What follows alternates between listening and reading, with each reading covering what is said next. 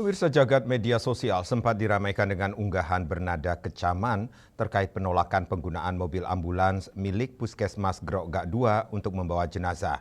Konten tersebut menuai reaksi luas karena dinilai bertolak belakang dengan komitmen pemerintah Kabupaten Buleleng yang tengah mendorong layanan ambulans gratis bagi masyarakat, khususnya untuk pengantaran jenazah dari rumah sakit ke rumah duka.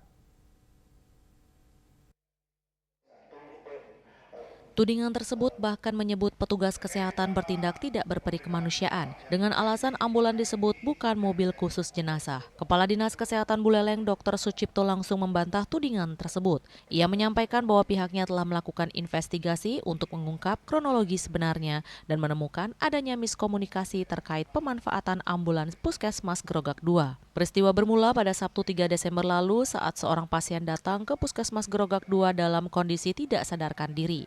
Setelah mendapatkan penanganan sesuai prosedur, pasien tersebut dinyatakan meninggal dunia.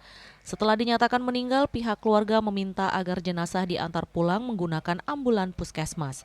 Namun petugas menjelaskan bahwa sesuai SOP, ambulan tersebut tidak diperuntukkan untuk mengangkut jenazah. Jadi petugas Grogak II itu sudah berkoordinasi dengan Grogak 1 untuk mobil jenazah BES yang ada di Grogak 1, tapi itu tidak tersampaikan karena keluarga pasien sudah emosi dan histeris. Jadi keluarga pasien langsung membawa mayat itu pulang ke rumahnya menggunakan kendaraan sendiri. Sementara Ketua DPRD Kabupaten Buleleng Ketut Ngurah Arya saat memimpin rapat koordinasi lintas sektor Kamis siang menegaskan bahwa secara umum ketersediaan fasilitas ambulan di Kabupaten Buleleng sudah mencukupi. Namun seiring dengan permasalahan yang terjadi diperlukan pembenahan dan penataan layanan agar kejadian serupa tidak terulang kembali di kemudian hari. Terkait peristiwa yang sempat viral tersebut, Ketua DPRD mengakui bahwa kejadian tersebut murni disebabkan oleh kesalahpahaman dan miskomunikasi.